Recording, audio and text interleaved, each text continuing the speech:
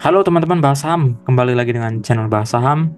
Nah, pada kesempatan kali ini saya akan kembali mencoba membahas emiten yang menurut saya cukup menarik dan tentunya memiliki potensi ke depannya, teman-teman. Nah, untuk emiten yang satu ini, saya sarankan sih sebenarnya jangan eh, masuk dengan seluruh dana gitu ya, teman-teman ya.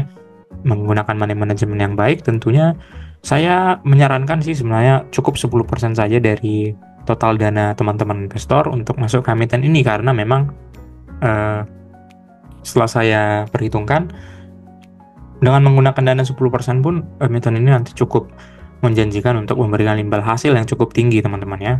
Tapi kenapa menggunakan dana 10%? Karena emiten ini juga memiliki resiko yang bisa terjadi penurunan lebih dalam lagi gitu, teman-teman. Nah, jadi emiten ini emiten apa? Itu adalah emiten Media Nusantara Citra atau MNC Group gitu ya.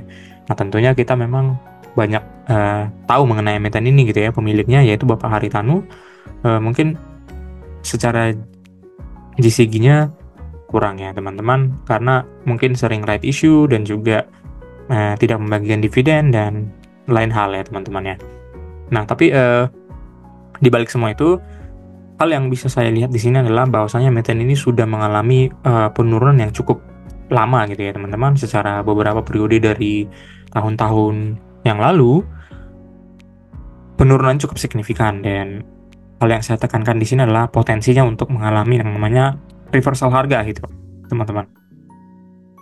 Nah, langsung saja teman-teman, di video kali ini saya akan kembali membahas seperti biasa secara fundamental dan juga secara teknikal gitu ya, teman-teman ya. Nah, langsung saja untuk yang pertama ini adalah emiten MNCN secara teknikal gitu, teman-teman. Nah, di sini teman-teman, itu tadi yang saya katakan, secara teknikal emiten ini sudah mengalami yang namanya penurunan habis-habisan ya, teman-teman ya. Di semenjak tahun 2019 saja dia dihajar turun terus sampai dengan harga sekarang pada saat saya membuat video ini di harga 324 gitu ya, teman-teman. Nah, jadi cukup kejam sih sebenarnya untuk investor yang memiliki emiten ini. Kalaupun mereka memiliki semenjak IPO, harganya IPO itu kurang lebih di angka 1000-an ya, ternyata sekarang dihajar turun menjadi angka 324. Dan emiten ini IPO dari tahun 2007. Kalau teman-teman memiliki emiten ini dari tahun 2007, jadi sekarang itu boncos gitu ya, teman-teman. Nah, jadi langsung saja di sini ada beberapa hal yang menjadi catatan saya dari teknikalnya gitu ya, teman-teman. Untuk emiten MNCN ini beberapa periode sebelumnya, kalau kita coba lihat di sini grafik secara weekly ya, teman-teman ya. Secara weekly itu di periode, sebenarnya mulai dari periode 2023 ya di sini ya, bulan 11 ya, November ya, teman-teman. Sebenarnya sudah oversold saya lihat, teman-teman. Artinya oversold itu tidak banyak lagi orang untuk menjual emiten ini, karena harganya sudah terlihat mulai terkonsolidasi beberapa periode di sini, teman-teman ya, dari tahun 2024 Januari, dan memang overall di tahun 2024 ini harga emiten ini tidak kemana-mana ya. Nah, ini yang saya katakan, dan ternyata di tahun 2024 juga dia mengalami yang namanya titik support kuat. Kurang lebih di sini saya coba menarik harganya itu secara horizontal untuk melihat titik supportnya di harga 290 sampai dengan 291, teman-teman. Nah, di sini dia terlihat 3 kali memantul dari titik support 291 ini selama tahun 2024 gitu ya. Yang pertama itu di tahun 2024 bulan April, kemudian 2024 bulan Juni, dan yang terakhir itu di tahun 2024 bulan 8. Jadi saya rasa sih ini sudah cukup kuat menurut saya, teman-teman, untuk titik supportnya. Dan sebagai bukti ya secara historis ya, teman-teman, kalau kita tarik lagi cukup jauh ke tahun-tahun sebelumnya ya, sebelum emiten ini mengalami era jayanya di tahun 2009 dan juga tahun 2010, ternyata memang titik 290 atau 291 ini tadi pernah menjadi titik resisten di tahun 2009 dan titik support di sini di tahun 2010 sebelum dia mengalami yang namanya bullish yang cukup panjang gitu ya. Jadi itu menjadi pegangan saya sih, teman-teman. Kalau ditanya saya pribadi, angka 290 ini menjadi titik support kuat saya rasa. Dan penurunan untuk dari harga 290 ini saya rasa sudah cukup sulit ya. Ya memang ada kemungkinan. Nah, disinilah kenapa saya katakan emiten ini mungkin akan mengalami yang namanya periode bullish. Ya walaupun memang mungkin secara temporary ke depannya gitu, teman-teman. Nah, kemudian kalau memang di daerah ini karena sudah terkonsolidasi kita bisa melakukan cicil gitu ya teman-teman. Kalau saya rasa sih mending kita masuk 10% dari total portofolio kita gitu ya. Kalau misalnya kita punya 100 juta, saya sarankan sih sebenarnya mending masuk 10 juta saja di range harga ini teman-teman. Kalau dia mungkin turun lagi ke harga 290 ya itu cukup menarik gitu ya. Tapi saya rasa sih untuk mengalami penguatan harga itu peluangnya terbuka lebar karena dia belum pernah mengalami penguatan harga nih teman-teman sampai dengan harga ya titik resisten pertamanya. Nah di sini teman-teman untuk resisten pertamanya sejauh mana dia bisa bergerak naik gitu ya. Yang pertama itu saya di sini ada melihat angka 471 teman-teman. Tapi ini merupakan resisten yang saya rasa mungkin dalam jangka menengah dan juga long term gitu ya dapat diraih. Karena untuk angka 471 ini ya teman-teman, kalau kita lihat secara historis juga dari tahun-tahun sebelumnya, bahkan pada saat era sebelum masa jaya emiten ini, di angka 471 ini pernah menjadi titik resisten ya di sini ya teman-teman.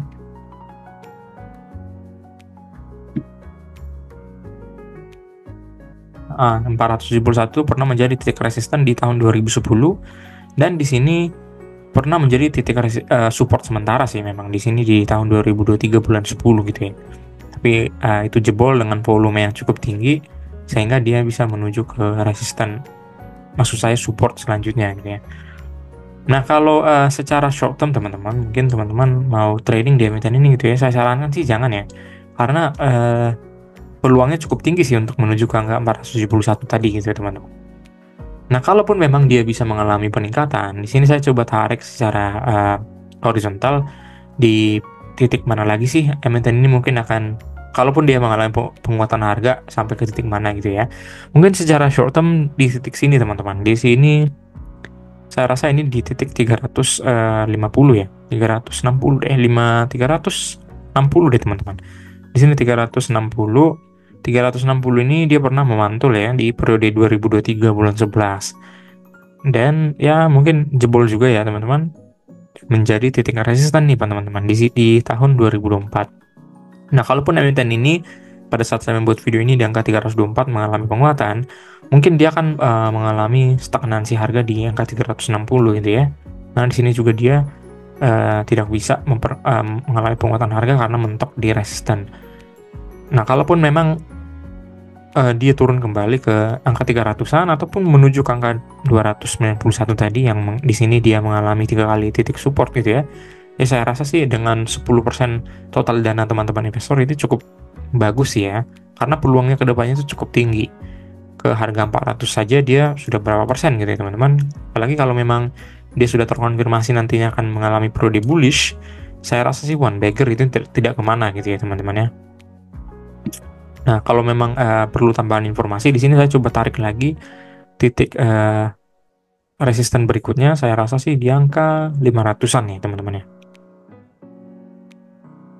Ya, di angka 500-an, ya katakan saja 550 ya teman-teman. Karena di angka 550 ini dia pernah menjadi titik support di sini di tahun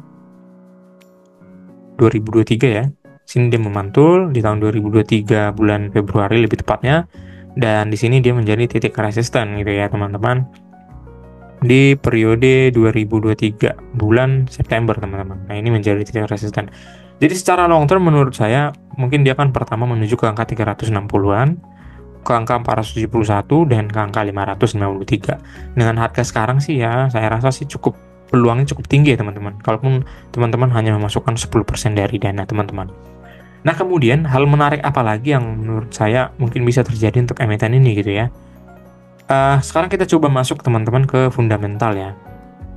Nah teman-teman, untuk emiten ini dia sudah mengeluarkan laporan sampai dengan kuartal kedua 2024. Sebenarnya ya kalau kita lihat secara laporan keuangan teman-teman, emiten ini sangat-sangat bagus, sehat fundamentalnya. Pertama, dia untuk ekuitasnya itu dia rata-rata naik 15% gitu ya dari data laporan keuangan dari tahun 2018 saya ambil di sini.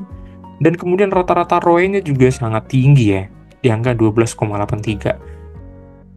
Ini sebenarnya tidak ada masalah ya dengan emiten ini ya teman-teman. Dan hal yang menurut saya menarik selanjutnya gitu ya, untuk total liabilitas emiten ini total hutang dari perusahaan ini gitu ya. Dibandingkan dengan ekuitasnya itu sangat-sangat kecil gitu ya. Dia hanya 0,08. Nah, di sini utangnya itu hanya mencapai 1,7 triliun sampai dengan kuartal kedua. Ternyata untuk aset bersihnya itu mencapai 21 triliun gitu ya, teman-teman. Jadi sangat-sangat sehat sebenarnya. Nah, di harga sekarang di angka 324, teman-teman. Menurut perhitungan analisis saya pribadi ya, harga wajar emiten ini sih seharusnya di angka 1.200 gitu ya. Nah, kalau kita lihat tadi di secara teknikal, angka 1.200 itu ya kalau dia menuju ke sana, teman-teman, itu udah berbeger-beger ya. Jadi angka 1.200 dengan harga sekarang di angka 1.200, sobat saya tarik secara bulanan ya. Nah, menuju angka 1.200 ini ya sangat-sangat signifikan sih, teman-teman. Atau kita katakan saja di angka 1.000, teman-teman. Angka 1.000 saja. Dia menuju ke angka 1.000 itu sudah berapa persen ya, teman-teman ya? Profit yang didapatkan gitu. Jadi poin menariknya tadi karena fundamentalnya bagus, potensi atau resiko mengalami penurunan yang lebih dalam itu cukup kecil gitu, teman-teman. Jadi saya rasa sih investasi 10% tadi itu cukup menarik, saya rasa, teman-teman, ke depannya. Ya tentunya dengan menunggu medium sampai dengan long term atau beberapa tahun ke depan gitu ya. Nah, kemudian kita lanjutkan sebentar dari fundamentalnya, teman-teman. Nah, ini tadi yang saya katakan untuk ekuitasnya itu dia sudah mengalami peningkatan signifikan ya untuk ekuitas ya. Nah, ini yang mengakibatkan harga emiten ini atau secara book value-nya itu semakin kecil gitu ya, teman-teman ya. Nah, kemudian utangnya juga semakin rendah yang berpengaruh signifikan terhadap peningkatan ekuitas tentunya. Dan memang kekurangannya sih laba bersih gitu ya. Laba bersihnya ini di tahun 2024 itu ya masih mengalami penurunan gitu ya dibandingkan tahun 2021, teman-teman. Tetapi kalau kita lihat ini kan disetahunkan gitu ya. Kalau nanti ini sudah memasuki laba triwulan atau kuartal ketiga dan kuartal keempat secara annual, saya bisa pastikan sepertinya ini akan lebih tinggi dari laba tahun 2023. Yang artinya apa? Berarti secara performance laba MNCN ini kemungkinan besar akan meningkat lebih tinggi dari tahun 2023. Ya artinya performanya di tahun 2024 cukup meningkat. Kemudian itu juga menandakan bahwa kalau performa di tahun 2024 itu sudah lebih tinggi dari tahun 2023, seharusnya harga sahamnya juga mengikut gitu ya, teman-teman. Sementara tadi teknikal di tahun 2023 emiten ini masih dihargai nih di kurang lebih harga di 600-an, teman-teman. Jadi menurut saya wajar-wajar saja ke angka 600 dulu gitu ya. Nah, di sini di tahun 2023 bulan Januari saja dia masih dihargai nih di range harga 600, 700 sampai dengan 500 gitu ya, teman-teman ya. Nah, jadi wajar sih untuk 2024 ini setidaknya dia sudah harus melewati angka 300 gitu, teman-teman. Nah, posisi kasnya juga di sini cukup terlihat menarik ya. Ya wajar saja karena emiten ini kalau tidak salah dia tidak membagikan dividen ya di tahun 2024 ini gitu ya. Nah, itu kekurangan dari emiten ini sih, teman-teman. Pengelolanya masih menjadi kecurigaan mungkin bagi mayoritas investor gitu ya, karena dia tidak semakin jarang akhir-akhir ini membagikan dividen, padahal labanya itu cukup bagus gitu ya, teman-teman ya. Artinya dia memiliki laba tapi dia tidak membagikan dividen.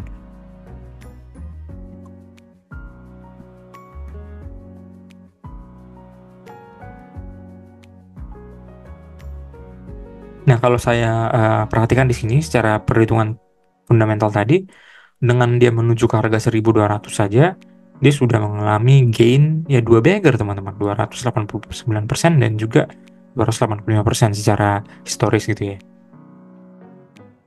Nah, untuk teman-teman sih boleh berkomentar sih nanti di video saya, apakah memang teman-teman setuju gitu ya. Kita jangan melihat, tidak usah melihat dulu, teman-teman, secara segi perusahaannya gitu ya. Mungkin right issue dan tidak membagikan dividen gitu ya. Tapi kita lihat saja nih dari teknikalnya, peluang untuk up ke harga 500, 600 itu ya sudah berapa persen gitu ya, teman-teman ya. Gainnya ada. Ya, kita trading saja untuk emiten ini, tentunya trading dengan melihat resiko yang sudah sangat-sangat kecil menurut saya untuk mengalami penurunan lagi di emiten ini gitu ya. Nah, mungkin sekian, teman-teman, pembahasan saya mengenai emiten MNCN ini. Kalau teman-teman memiliki pendapat atau komentar yang berbeda, Ya boleh di komen ya teman-teman, boleh diskusi, dan jangan lupa klik like dan subscribe untuk kemajuan channel ini ke depannya. Terima kasih.